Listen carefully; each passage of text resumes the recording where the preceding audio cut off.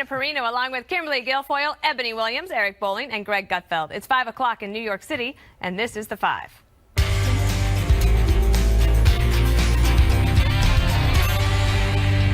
If you didn't think it was possible, another twist in Hillary Clinton's email scandal. Colin Powell breaking his silence on the matter, saying she's trying to make him the fall guy. Now, as you may recall, Clinton has thrown around Powell's name quite a bit in defense of her use of a private email server. Secretary Powell has admitted he did exactly the same thing. He had such a distinguished record. You know, I have served my country as well. We both did the same thing. Now we know Colin Powell had a private email account. Just recently, Colin Powell's emails were retroactively classified from more than 10 years ago. Right. As he said, that was an absurdity. I could not agree more. Okay, so there's that. And then she even reportedly told the FBI that he was the one who suggested that she use a private account in the first place. But Powell is now saying that is not true.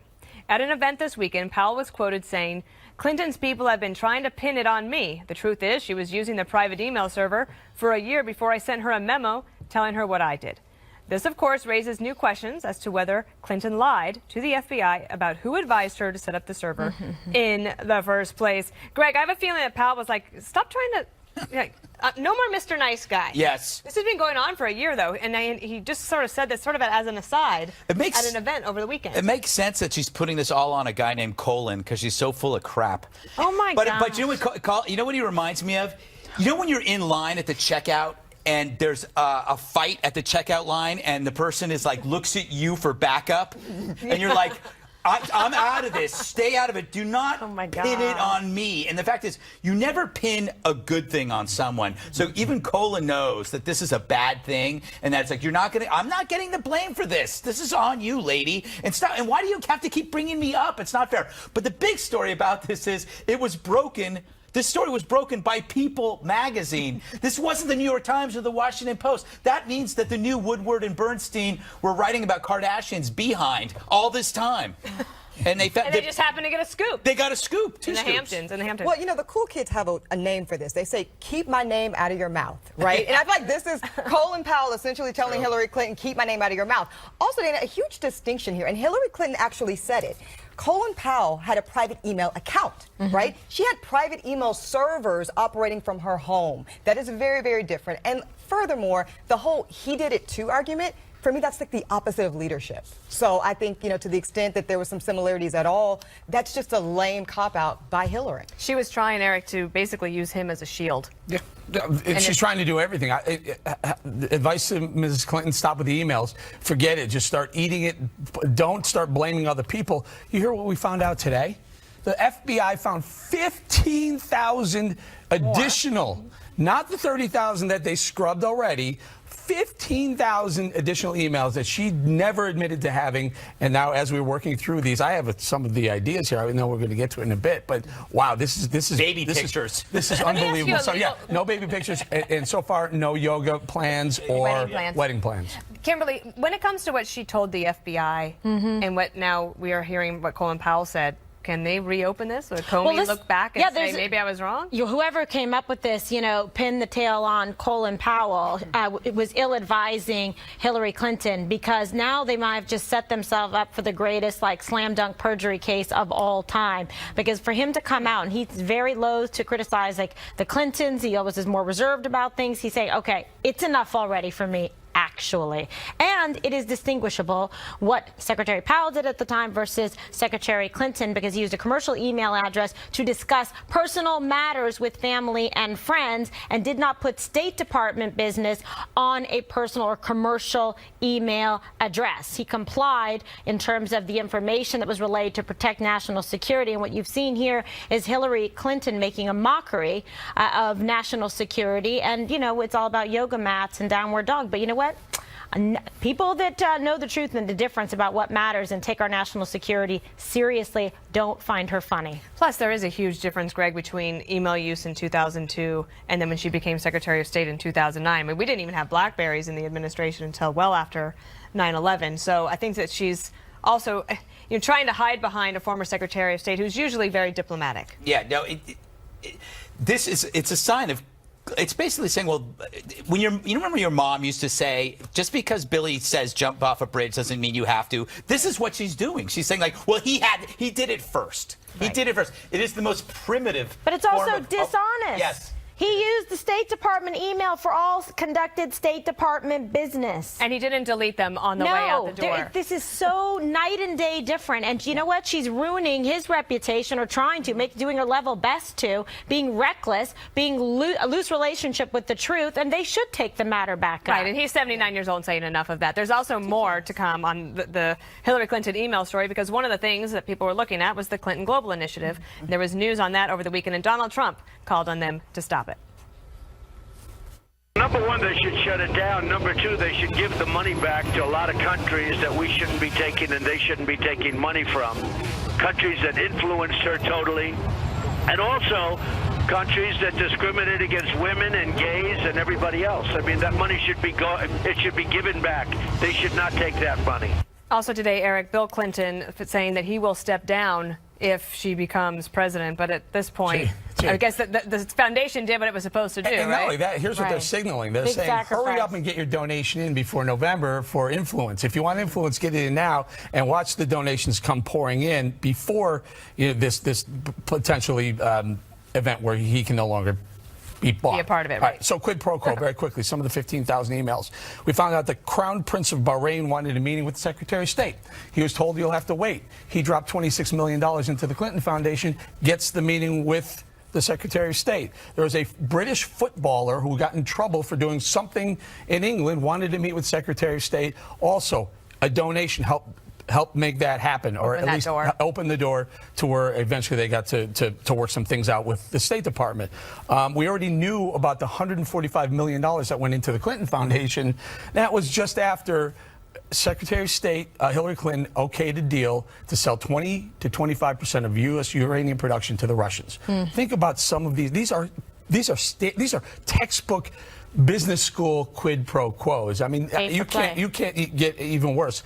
Until James Rosen today asked the question at the State Department. Did you hear that question?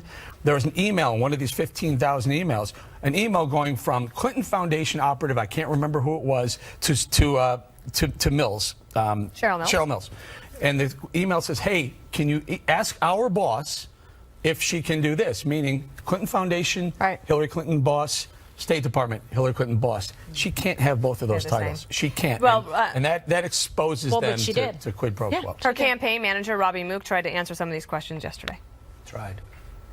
We have Republicans in Congress and right-wing groups doing everything they can to try to make something out of nothing here. The fact is that at every juncture, the foundation has gone above and beyond what is usually in place in terms of ethics and rules for a foundation like this. When President Bush, the second President Bush, came into office, you never heard people asking questions about his family's foundation, which was a very similar situation, and members of his family remained on the board of their foundation while he was president. What we're just asking for is for people to take a fair look at this situation. Well, and taking a fair look, Greg, I mean, Laura Bush, the former First Lady, was not then serving as the Secretary of State. How do we know that? I don't think there's any records of that.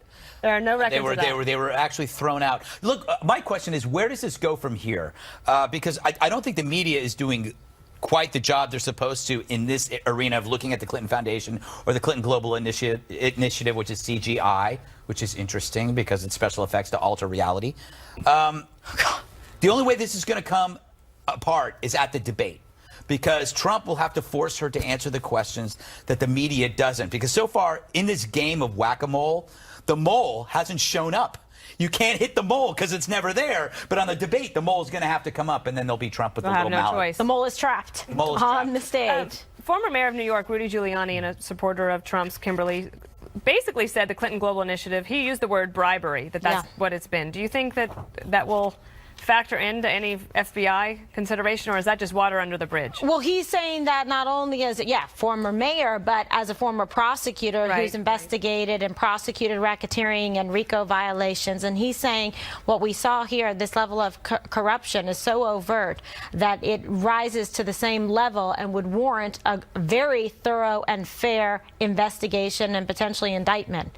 So he's been under RICO. That's what I just said. Yeah. That's what he's saying. So he thinks that there is definitely a case to be made for it. But you don't see them climbing over themselves to try and even properly investigate it. And if it were, anybody else, but the Clintons, BTC, they'd be. There is fried further already. information, Ebony, that basically the Justice Department, having seen all this information, heard from the FBI repeatedly, has said, look, there's nothing to see here at the Clinton Global Initiative. We've checked into it. Everything's fine. And they just let it go. Yeah, and so to break it down to Dana, like the Clinton administration, the Clinton Foundation, rather, they've done great work, and I think that's important to note. But KG, you know about this legal doctrine that we all learn in law school, fruit of the poisonous tree. Yeah. And that's really big here because for people that don't really understand the big deal. What is the fruit of the poisonous tree? So that's don't eat it. Don't eat it. When the content goes through corruption, even if it's doing good work or goodwill or is valuable, it's corrupt, it's tainted, and therefore it can't be used in the same way. So even if you built a bunch of clean water wells in Africa, and it doesn't matter. Research and drugs and meds and all that good stuff that the Clinton Foundation has done, the method in which you got those resources is so foul and so corrupt and so just horrible that we have to take that into consideration. I think that's a good... Courts would exclude it. Yeah, that's very important. Yeah, it's like the drug kingpin opening up a playground for the kids over there. It's a similar example. But also, Charity Navigator, that's a website that issues, it scores different charities. In 2015, they backed out. They said, we can't even attempt to rate Clinton Foundation anymore because there's no transparency. They don't even understand the tentacles. I think we did that story. Yeah, well, but we never knew it was going to get to be this big. Yeah, and I have a hunch as you continue with these emails, you'll find out there'll be more and more of the lack of transparency that gives Charity Navigator headaches. All right, we're going to move on, but before we go, I just want to tell you this. So the Judicial Watch has been filing all these lawsuits that are bringing all this information to light. The judge said that the Clintons have until October 14th they must submit its questions to Clinton by October 14th. So Judicial Watch sends questions to Clinton by October 14th. And the judge says she has, guess what? 2 weeks? 30 days. Yeah, 30 days. 30 days in which to answer, which would put it beyond the general election. Unbelievable. There we go. All right, Donald Trump's been making some changes to his campaign as the general election nears. And is he walking back his hard line on illegal immigration? You're going to hear from the Republican nominee himself when the 5 returns. He's here? Favorites of all time. All right, last week, Donald Trump admitted he had regrets about things he said this election cycle. Is he now planning to soften his stance on a signature issue of his campaign? Had a meeting with Hispanic leaders over the weekend. The Republican nominee reportedly indicated he would find a way to legalize undocumented immigrants. But this morning on Fox News, Trump insisted his immigration policy is not changing. We have to be very firm. We have to be very, very strong when people come in illegally. We have a lot of people that want to come in through the legal process. It's not fair for them. And we're working with a lot of people in the Hispanic community to try and come up with an answer. So you're not flip-flopping? No, I'm not flip-flopping. We want to come up with a really fair but firm answer. It has to be very firm. His new campaign manager, however, left the door open. What he supports is to make sure that we enforce the law, that we are respectful of those Americans who are looking for well-paying jobs, and that we are fair and humane for those who live among us in this country. As the weeks unfold, he will lay out the specifics of that plan that he would implement as President of the United States. That plan include a deportation force, the kind that you just heard in that soundbite and that he talked about during the Republican primaries. Be determined. TBD. So, Dana, how about the messaging there? You have the candidate, the nominee, saying that, in fact, he's going to not change the position, et cetera, but then we've got information saying that he will, and then Amory Conroy, who's taken over as campaign manager, a little bit of different message. How do you reconcile it? Well, we thought we were going to get more information because what Dana Bash was asking Kellyanne Conway was, so is he going to lay this out on Thursday at a speech in Colorado where he's going to be speaking? And she says to be determined. So I thought, okay, well, maybe we'll get some clarity. But then we find out today that he's no longer going to be giving a speech on immigration. He's just going to do a fundraising event in Colorado, which is an important state for him to try to win. So I think that I don't know. I mean, when I listen to him on Fox and Friends, I feel like he still left the door open for changes. Mm-hmm. But then he doesn't want people that supported him for his earlier stance about deporting possibly up to 11 to 12 million illegal immigrants who have been in the country for a period of time, that came here illegally, that have been here for a while, so-called in the shadows. So I truly don't know what his position is. All right, Eric, how do you reconcile it? And then also he's saying, you know, I want to be fair to the people who stand in line, the wait, etc., to follow the law and comply with the legal requirements for citizenship in this country. Well, look, I don't know how he does it. Right now, I think the two things he has to do, he has to build, if he becomes president, he has to build a wall. He can't back off on that, and he has to get Mexico to pay for it. I think that those are two things he can't. There's no wiggle room in those. He said it time and time again. As far as the deportation, he said it with Morning Joe and Mika a few months ago, several months ago. I don't know if he can. I don't know if he can turn on it. Maybe he can. I'm not sure. Maybe he can say I've been advised by Kellyanne Conway and some of my other advisors, and this is the way we need to soften it. But he may risk his base if he does that, because his base loves the idea of deporting all 12 million people who are here illegally. So I'm not sure how you do that politically. I have no idea how you do that. I will tell you, though, it shouldn't overshadow what happened last week. Last week, he had an African-American outreach that was probably one of the best pivots I've ever seen in politics, where he was having a hard time with African-Americans, no doubt, and he goes to Michigan, and he makes this speech saying, what the hell, why not give me a try? What could possibly, what do you have to lose? What the heck do you have to lose? He should do that in every city. He should do that to every, like Detroit. But to black people, Chicago, not just to white people. Philadelphia. Right. Well, I think that's who he's talking to. Go to Cleveland. Go to the cities where African Americans have had 50 years of rule in these cities, and their poverty is higher, or their unemployment is higher, and things aren't better. He has actually a chance to make some changes and pivot towards a more diverse. Greg, you've talked about this before when you've pointed out that there are Democrats in charge of so many of these failing cities with liberal policies, which have not produced economic growth. When you look at Detroit and other places that are struggling, like Chicago, et cetera, where there's a tremendous amount of violence and loss Cleveland, of African-American lives. You're pivoting away from the story. No, I want to. That's funny, Greg. The story. Answer all of it. No, I'm not answering any of it. I'm going to stick to what Kellyanne Conway said, which he gave the Trump campaign a new slogan, to be determined. That is exactly what this campaign is, to be determined. And that is not a criticism, by the way. Because he glides from event to event with impulsive opinions, every promise that he makes is actually a negotiation position. He says this thing and then he goes, maybe I'll change my mind. If you actually believed that he was going to deport 11 million people, that's on you. You probably believe that was Ryan Lochte's original hair. The fact is there was no possible way he was ever going to do it. He was feeding his hungry base, which has always been his problem. He should have stopped feeding them and started an outreach to the Hispanics. By the way, I'm glad that he met with a group of Hispanics. I hear it was one of the first times he didn't ask them to mow their lawns, so that was good. I want to say this. Consistency, I think, is very important here. Right? So I actually applaud, to your point, Greg, I applaud the Trump campaign for taking a step back and actually trying to figure out something that's, in their words, fair but firm. What I think is not okay is when we're inconsistent with how we evaluate that. Trump doesn't get to say, now I want to take something that considers a possible way for some of these immigrants to get in America and that be considered firm and fair. But if another candidate says it, on either side of the aisle, by the way, that's amnesty, or that's amnesty light. I think we need to be very, very consistent. And stop, demonizing when people want to take a step back and look at it from a reasonable standpoint. Do it the right way. I think it's good. I mean, right now he has more positions than the Kama Sutra on immigration, and it's okay. It is okay. That's his thing. It's about negotiation, but he's got to be realistic about it. Name one position. Stop it. Just threw that out there. He doesn't know. All right, ahead, President Obama will visit flood-ravaged Baton Rouge tomorrow, but what took him so long? He is under fire for hitting golf balls while Louisiana got hit by the worst natural disaster since Superstorm Sandy. Next. After 16 days on vacation and 10 rounds of golf, President Obama finally going to visit Louisiana tomorrow, a state absolutely devastated once again by flooding. At least 13 people have been killed and thousands displaced after severe storms hit more than a week ago. The president could have put down his golf clubs and headed south, or at least appeared before cameras, but he did neither. The White House defended the president earlier.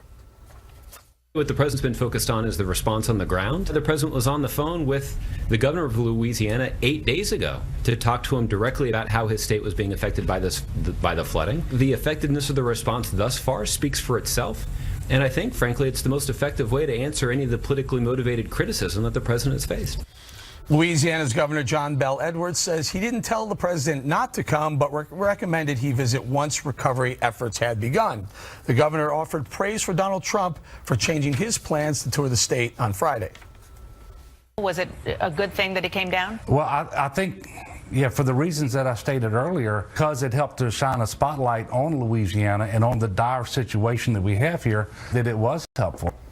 All right, so Ebony, also the lieutenant governor was on TV today saying he was happy Donald Trump came. He would have welcomed President Obama had he come prior to this, just to get the eyeballs on the area. And he said, in many cases, many reasons that this is worse than Katrina because of the vastness of the flooding. Yeah, I was in Louisiana during Katrina, Eric, and certainly this area that got hit is not used to and accustomed to this type of flooding, so that made it very different.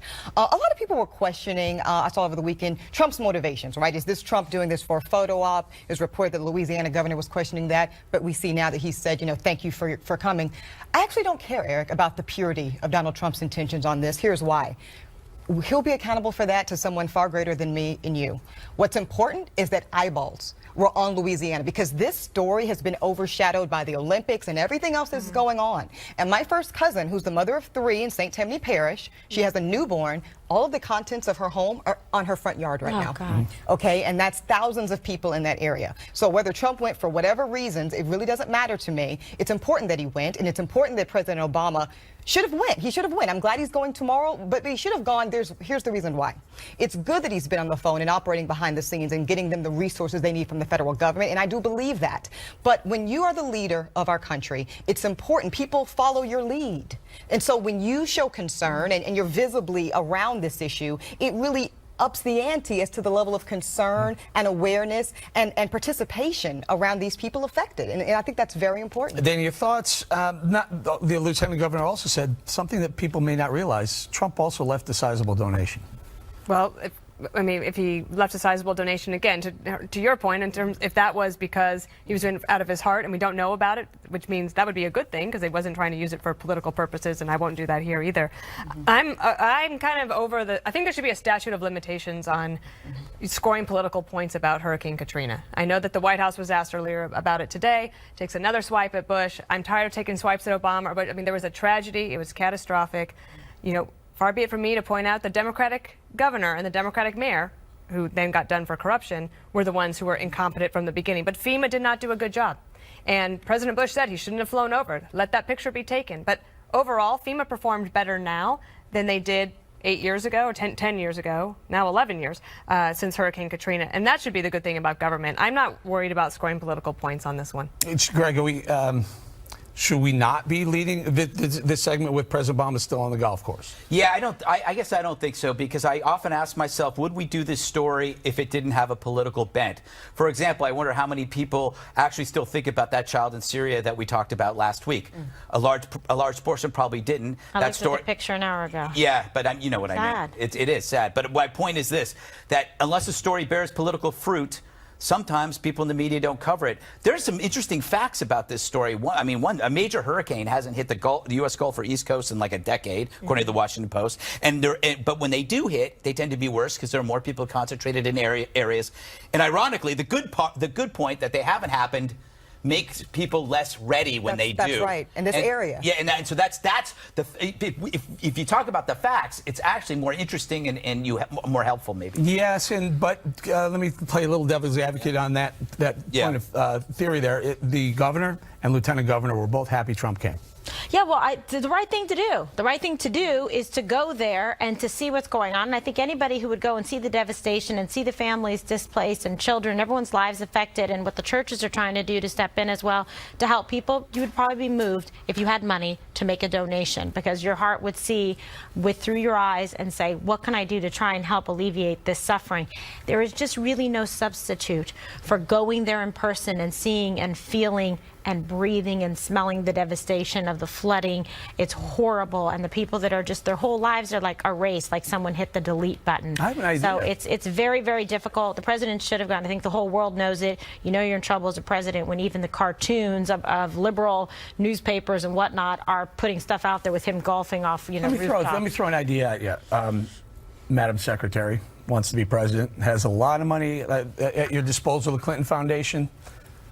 New Orleans, Louisiana, the people of Louisiana, Baton Rouge, could use a little help. Maybe they open up the coffers of the Clinton Foundation for some people down south. Quick thought? That's your very last thought. To Dana's point, to the extent that I believe George W. Bush should have come to Louisiana, this is an opportunity for President Obama to learn from that. You know, that's okay. It's okay to say. The only thing about President Bush going is, should he have gone on that day? He did go. I went with him absolutely. 14 times. The city was rebuilt. Of course. If you wanted to talk, we could get political and talk about the fact that the NAACP, for example, has just stripped out support of all charter schools. That's part of its platform now. Rebuilding New Orleans was also not just about the levees, but about the entire city and part of the Catholic school rehabilitation and the charter school thing. I don't part think of all it of needs that. to be I'm not saying that it needs to be political, but I'm saying, I think you just said, you know, looking back on it, the flyover was not good. On that particular day. So I'm saying President Obama should look at that part of history and learn something from that and say, just like that wasn't the best choice in my opinion. Well, he did when he was running for office, the first and the second when it's time to put, you know, that in a way that matters to people, it seemed like a missed opportunity. All right, well, they're wrapping us. I'll give you one more. How about it, Madam Secretary? How about sending some money from the Clinton Foundation to the good people of Louisiana? Still to come, some bad news for American swimmer Ryan Lochte after his Rio robbery story unraveled. Lots of ours. Details ahead. Last week, after Donald Trump made a speech, CNN ran this headline, quote, "Trump wants GOP to court black voters, then slams voting rights for felons." That's weird. The key word there is then, for it links both issues that if you want black votes, why would you stop felons from voting? CNN's implication is that blacks and felons are one and the same. It's amazing. The headline's a concise example of the subtle racism of the liberal media, where any reference to crime is a black thing, not just a human thing. Now imagine using this bigoted headline in other ways. Clinton wants Jewish vote, then slams greedy bankers. Gary Johnson courts the Irish, but condemns heavy drinking. Trump appeals to Hispanics, then calls illegals rapists. Well, actually, that happened with Trump at his campaign launch when he conflated Mexico sending criminals here with all illegals. So how's the CNN headline any different than that? Well, with a Republican, everything's always racist. But when it's mainstream liberalism, it's thoughtful, which explains why so many cities under thoughtful liberal rule are near ruin. If you view crime as a racial thing and not a human thing, any act to solve it is seen as racial, which hurts the law-abiding folks who don't see race in crime. They just see their lives made worse by those who find politics in their pain. Imagine, Eric, if FNC ran a headline like that. That would be terrible. It would be terrible. Can I just take exception to one comment in your monologue there when he said at his campaign launch about all illegals. I'm not sure he said all. I think what I'm saying is he conflated it. Murders and rapists. They are part of the illegal population coming over. Otherwise, that would be like 9.6 million rapists and murderers. Yeah, no, but that's the way he said it. He conflated. I'm not saying he meant it. I'm saying he conflated it. Yeah. So was this a tweet? Or that was a headline. CNN? It was a headline piece. Yeah. And it was still up there as I was writing it. Yeah, they should probably retract that. I think they did, right? I don't know if they did. No, I thought when I wrote it, it was still up. Yeah. Maybe T-minus 10 seconds. Maybe on Sunday when they do, what is it, Reliable Sources? Brian Stelter can do an hour on this headline. No, there he won't mention that headline. What producing? You've already done the rundown for him. Exactly. That's perfect. And it's only Monday. That is true. So, what else is Well, I don't like. Got anything? Yeah, I do. Yeah, sure. So I don't like the headline, but I'll say this as a criminal defense lawyer: there is an intersection, though, Greg, of race and crime and the law and how that all intersects. The truth is, we know that certain laws do adversely affect and disproportionately affect the black community, but the majority of disenfranchised felon voters in this country are white. So it was actually also just wrong, accurately speaking. Right. You know, it's problematic. It would be absolutely problematic if it was the other way around. And it's true. We need to look and we need to be very careful, I think, is the lesson for everybody here. In the language, because what we say matters and how we say it matters and how it's perceived matters too. I think the issue Trump has, and going back to your point earlier, Eric, Trump gave a great speech last week. About his intention to operate and move the black community forward. And I think a lot of people were happy to hear that. I think Donald Trump still has an intention problem when it comes to the black community. And he's not alone in that. I think Hillary Clinton does too. And that's why her trustworthy numbers are where they are. And that's why Bernie Sanders had a lot of support from people that really were not interested in Hillary Clinton. But I think if Trump is at all serious about having black voters or Hispanic voters turn out and support him this November, which I think he could get, absolutely, he's got to kind of address that and kind of connect some of these dots for them. Dana? Is it Well, too late? I don't. was It's a not too thoughtful late. He's got question. 10 weeks left. There's like 79 days left to the election, but he does have a 91% on average, 91% disapproval rating with the African American community. That's So up from 99. you could improve. It is. Yeah, it is right. Yeah, it is. Well, that He's was one poll in one state, I know. Pennsylvania. Gotta give him a little. And it was several weeks ago. So, down. but.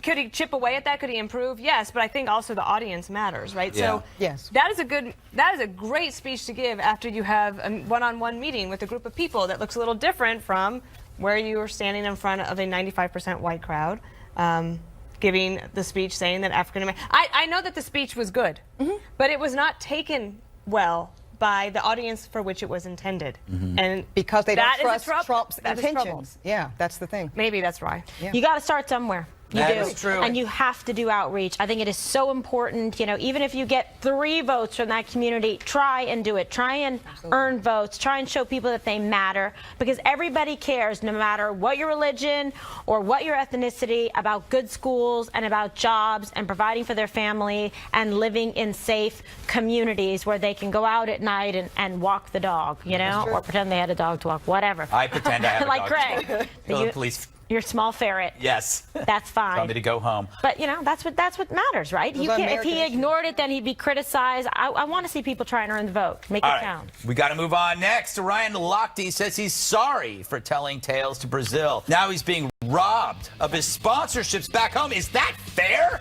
The 2016 Summer Olympic Games came to a close last night in Rio as one of Team USA's athletes here tries to close the book on a fabricated robbery controversy. If I didn't over-exaggerate the story, I told the entire story, he's hot. none of this would have happened. In a televised interview, Ryan Lochte apologized directly to the people of Brazil. The fallout for the swimmer continues here at home.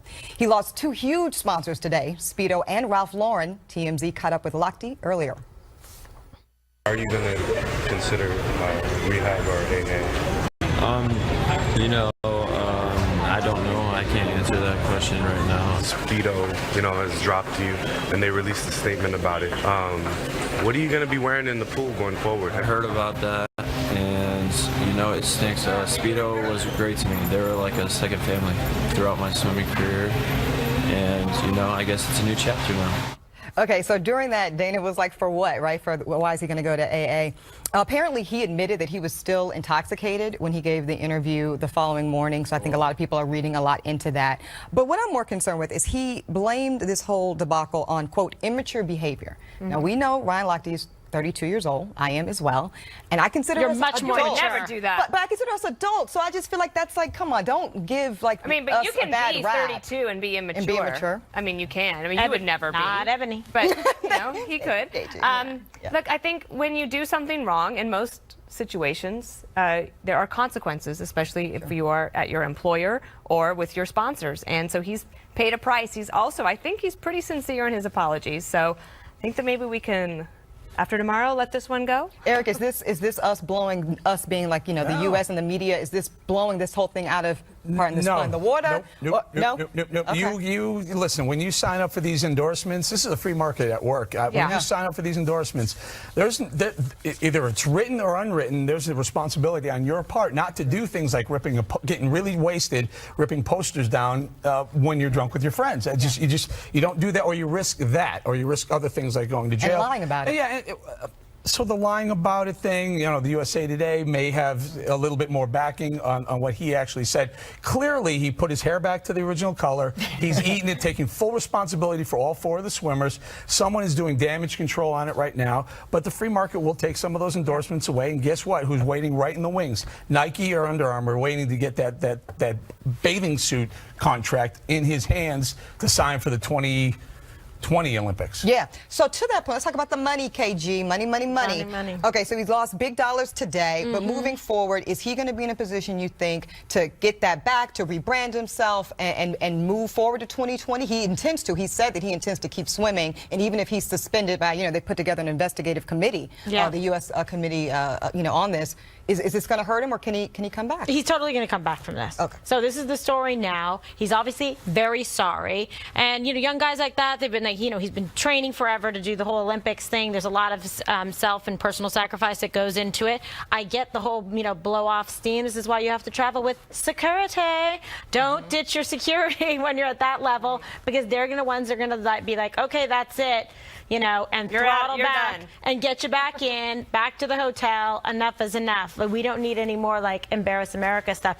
That being the case, he'll get endorsements and stuff in the future. He's obviously trying to deal with it, crisis control, a little bit of reputation management. And the reason why they asked him about rehab is everybody always says, okay, when they have a personal crisis, blame it on drugs, blame it on alcohol, go to rehab to try and clean it up and attribute that to it. So I don't know if he's going to do that. That's why he goes, I can't really answer that question right now, right? Good point. Greg, let me ask you, because I'm actually kind of skeptical on this. Everyone's like, he really is sorry. I don't know that I believe he's really sorry. Here's why. The language.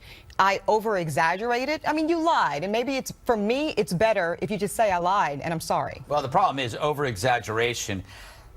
It's not a word. How do you over-exaggerate? That's like, I'm only going to dig half a hole. It makes no sense at all. And just another point, better that Speedo drop you than you drop Speedo. In certain cases. Not always. But the interesting thing is, why does Speedo need endorsements? There's there's no Pepsi in the Speedo world. It's either Speedo or no Speedo. You're either an Olympic swimmer wearing a Speedo, or you're a fat German tourist in South Beach wearing a Speedo. That's the only time you ever see a Speedo. Now you've done On it. that note, you got Germany against one you. more thing is up next.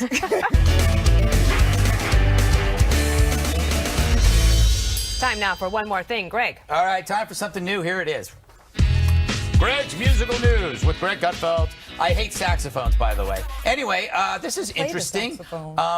Coco is a famous primate. It's known for knowing hundreds of words and sign language and all sorts of stuff. It actually joined Flea from the Red Hot Chili Peppers to play a song, and I don't know if we have some tape here, or you'll just stare at me for a while. Sounds like that's it. All right.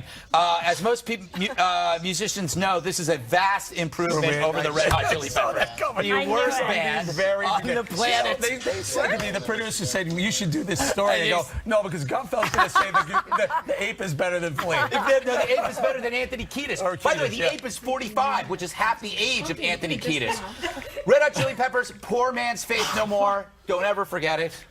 This is that's a great new addition to the love the Red Hot Chili Peppers. Big fan. We're going to have a debate on this one day. I just want to say one more thing about the Olympics, and that is about the refugee team. This is a team that was the first time they ever competed. It was created from 4 countries: Ethiopia, Syria, the Democratic Republic of Congo, and South Sudan. They came together as a team, competed. They did not win any medals, but they did get a nice, wonderful bit of applause at the closing ceremony, and just want to wish them very well as they continue on. Kimberly. Thank you so much. I love this one more thing. Thank you, Raj, for sending this in to me. This is so important. Dana, Abby, you're going to love it.